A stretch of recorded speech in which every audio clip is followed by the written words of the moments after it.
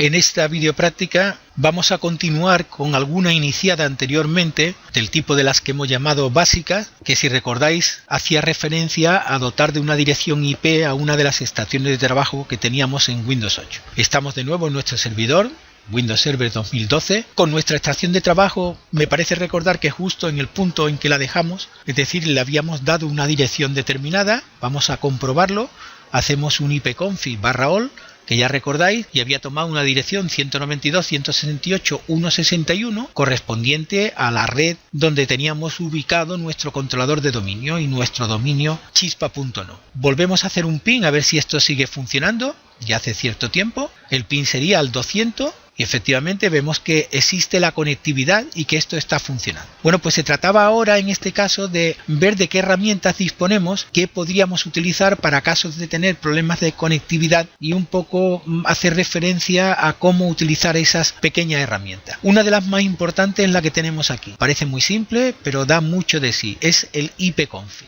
Ipconfig, si lo damos simplemente diciendo ipconfig sin más nada, nos da básicamente cuál es nuestra dirección de red, cuál es nuestra máscara de su red y cuál es la puerta de enlace predeterminada. Tanto en IPv4 como en IPv6, pero no estamos usando ahora mismo IPv6, entonces vamos a centrarnos en la parte de IPv4.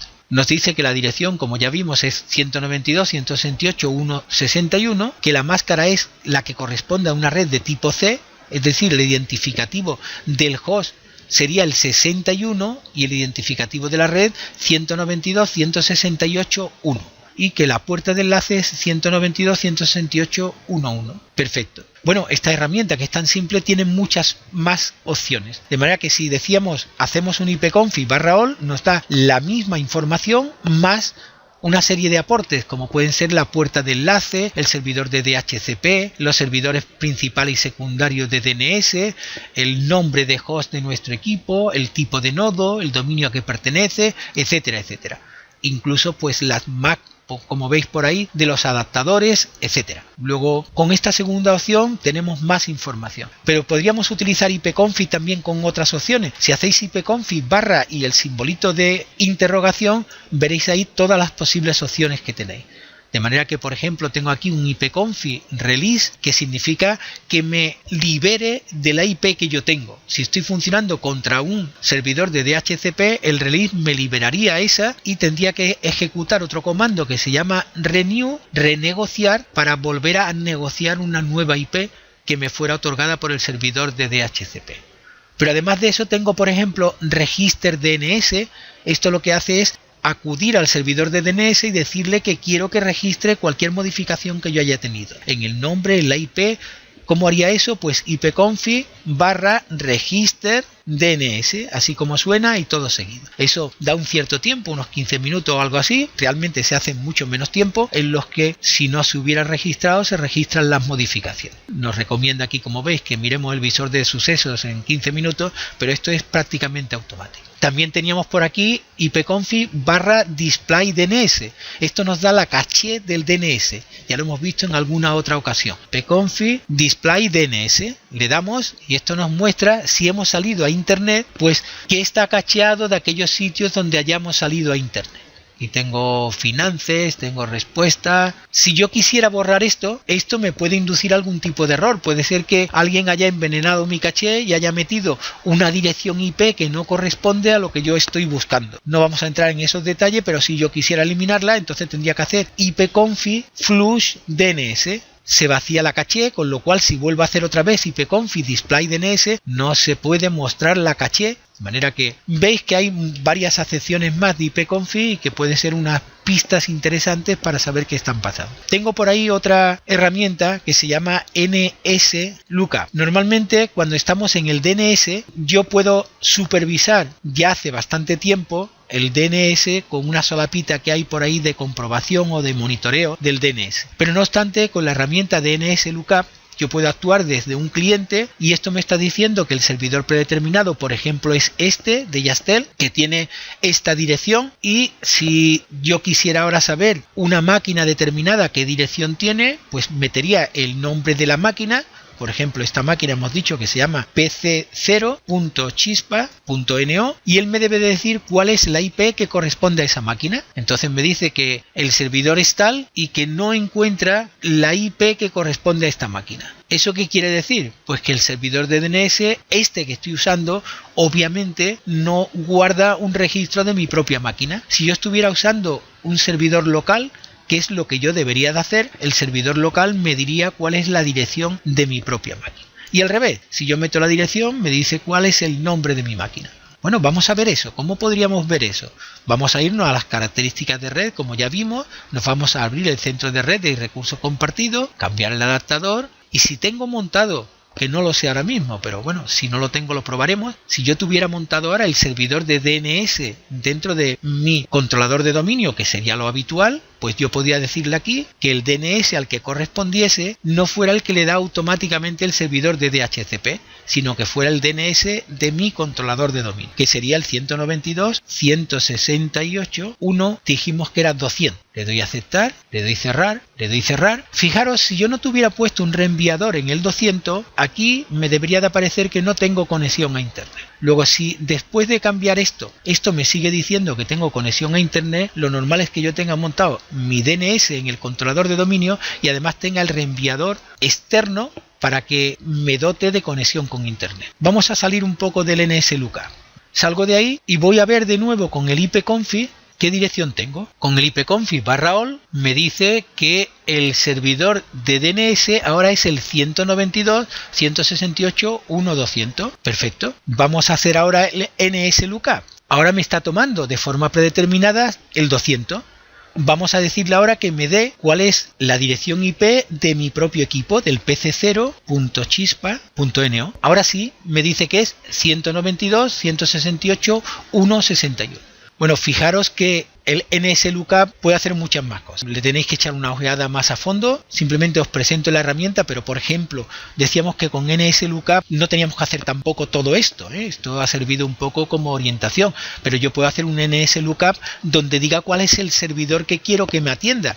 No tiene que ser obligatoriamente haber cambiado el servidor ahí. Vamos a verlo, vamos a ver. Si le doy Exit, vuelvo a irme a la configuración de aquí y le voy a poner de nuevo que obtenga el servidor de DNS automáticamente. Le digo aceptar, cerrar y cerrar. Vuelvo a hacer aquí el ipconfig y ahora vemos que le ha vuelto a dar el 87.216 y 1.65, que son los de Yastel. Y esto ahora, si yo hiciera aquí directamente en NSLookup, él volvería a coger el servidor de Yastel y volvería a no tener lógicamente registrada mi dirección IP o la dirección IP de mi máquina en ese servidor. Pero yo puedo hacer NSLookup. Veis que por defecto me ha cogido el servidor que yo tengo colocado. Voy a salir y voy a hacer NSLookup y le digo que quiero que me diga cuál es la IP que corresponde al equipo pc0.chispa.no,